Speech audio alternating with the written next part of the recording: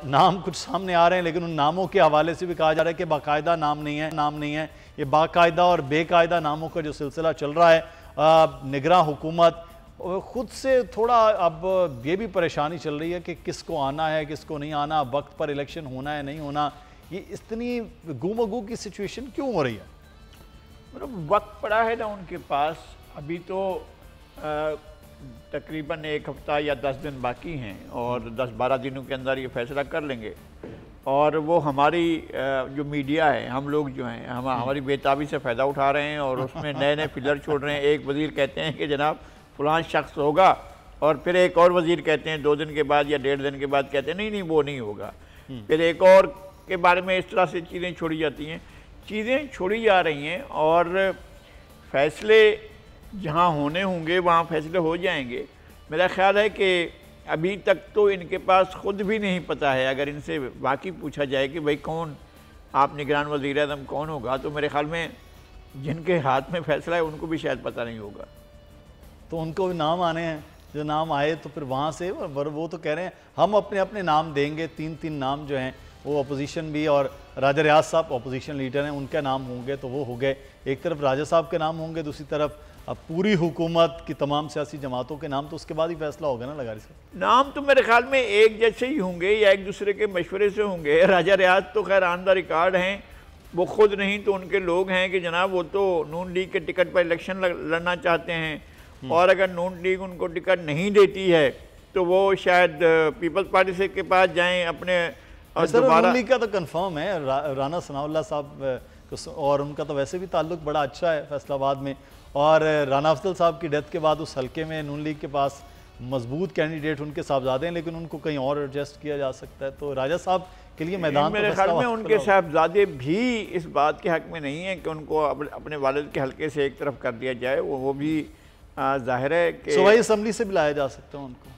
नहीं, जब वो वज़ीर आज़म हाउस में बैठ रहे हैं तो क्या सूबाई असम्बली में क्या करने जाएंगे, इसलिए कि वो वफाक में मौजूद हैं और वफाक के बड़े उसमें बड़े बड़े दायरे में बैठे हैं और बहुत आसूदा बैठे हैं। वो वापस लाहौर क्या करने जाएंगे, ये तो खैर एक अलग बात है। लेकिन बहरहाल अभी भी राजा रियाज जो भी फैसला करेंगे, यही मैं अर्ज़ कर रहा हूँ कि वो कोई नून लीग के मशवरे से अलग का फैसला नहीं होगा। ये तो वो होगा जो बच्चे बैठकर फैसला करते हैं कि इस गुड्डी को उस गुड्डे के साथ ब्याह करना है, इस तरह का फैसला। लेकिन सर ये मुश्किल एक मामला नहीं होगा कि आप इलेक्शन में जब जारी हो गई तमाम इस वक्त हुकूमतें, बहुत बड़ा महंगाई का एक मामला है, बिजली के बिलों का एक इजाफा है, लोग हाथ पे पकड़े हुए इस वक्त परेशान हैं, तो हुकूमत इलेक्शन में जारी होगी, मुखालिफ जमात टूट फूट का शिकार हो चुकी है, तो ये किस तरह का इलेक्शन जो है वो फिर देखेंगे सर।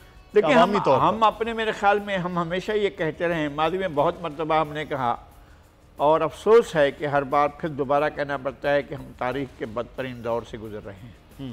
और ये बदतरीन दौर जो है वो उसका तसलसल है, ये अलग नहीं है। एक दिन चल रहा था, कोई दिन था या 50 साल पहले या 60 साल पहले या उससे भी ज़्यादा पहले वो चल रहा था, वो दिन अभी तक चल रहा है। हमारे यहाँ वो दिन ख़त्म नहीं हुआ है। हमारे यहाँ हुक्मरानी कैसे होती है, हुक्मरानी क्या होती है, हमने बदतरीन हुक्मरानी की बदतरीन शक्लें देखी हैं। हमने हुकूमत नहीं देखी है, हमने डिलीवरी नहीं देखी है, हमने ये नहीं देखा है कि लोगों के लिए बाद मौके आते हैं, बहुत खुशकुन होते हैं, लगता है कि जनाब ये वक्त ठहर जाए, लेकिन वक्त नहीं ठहरता है। वो खुशी के लम्हे बहुत आर्जी होते हैं और बहुत ही ऐसे होते हैं कि जिनको आप गिन नहीं सकते हैं। दुखों के लम्हे बहुत बड़े हैं। अब जो है इस वक्त लोगों के पास, हम समझ रहे थे कि इमरान खान का दौर एक क़यामत का दौर है, जो लोगों के ऊपर महंगाई के पहाड़ तोड़ दिए गए। पिछले 13-14 महीनों में जो इस मुल्क के साथ हुआ, इस मुल्क के लोगों के साथ हुआ, इस मुल्क में जो महंगाई का तूफान आया, एक पहाड़ तोड़ दिए गए लोगों के ऊपर। अब इस पर क्या करें हम? हमारे लिए तो यही एक मसला होता है कि हम जब हुकूमत पर तनकीद कर रहे होते हैं तो हमसे कहते हैं कि जनाब ये तो किसी को भी देख कर खुश नहीं होते। हम किसको देख कर खुश हों? हमें कौन खुश कर सकता है? हमें क्या मिला? आम आदमी क्या है? एक गरीब आदमी की गुजर बसर कहते हैं, जिसके आप चलें, लोगों को तनख्वाह नहीं मिलती है, लोग 15,000 20,000 पर भी काम करने पर मजबूर हैं। लेकिन क्या 15-20 हज़ार कमाने वाला या 25-30 हज़ार कमाने वाला क्या घर में ले कर क्या जाएगा?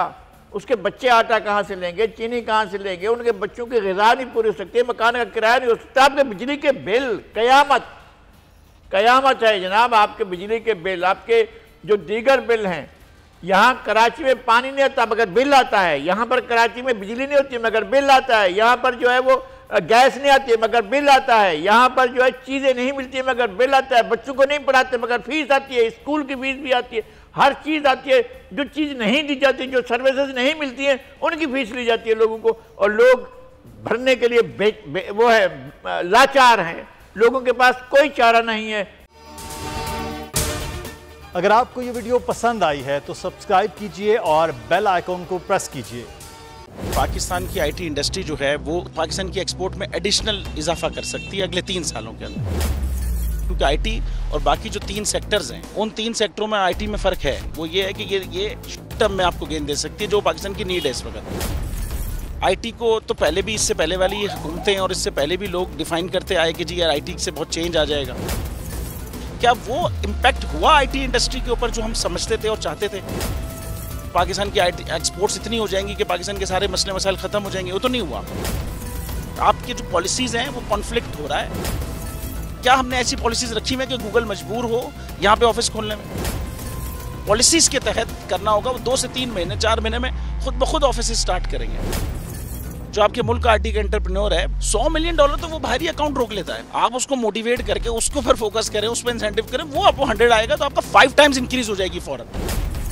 टेक्सटाइल में हम क्या करते हैं, हम उठाते हैं बाहर के किसी ब्रांड के लिए टी शर्ट यहाँ बनाते हैं, उसको दे देते हैं। लेकिन अब आईटी के बाद अगर आप अपना ब्रांड बना के लोगो वहाँ पे बेचेंगे, चाहे B2B बेचें चाहे B2C बेचें, पॉसिबल है। पाकिस्तान की जो एक्सपोर्ट में ये $30 अरब से ज़्यादा का इजाफा इससे हो जाना खाली यार। गवर्नमेंट के फंडों से इदारे बनाकर और उनके थ्रू कोई रेवोल्यूशन आ जाएगा, सवाल ही नहीं है। तो आपने इंतखाब सही कर लिया है, अब आगे चीज़ सही करनी है, बस आप सही डायरेक्शन में सही चीज़ होगी इंशाल्लाह। मैं समझता हूँ $50 अरब तक की आईटी अब एक्सपोर्ट में कंट्रीब्यूट कर सकता है पाकिस्तान। सब्सक्राइब करें और बेल दबाएं ताकि कोई खबर रह न जाए।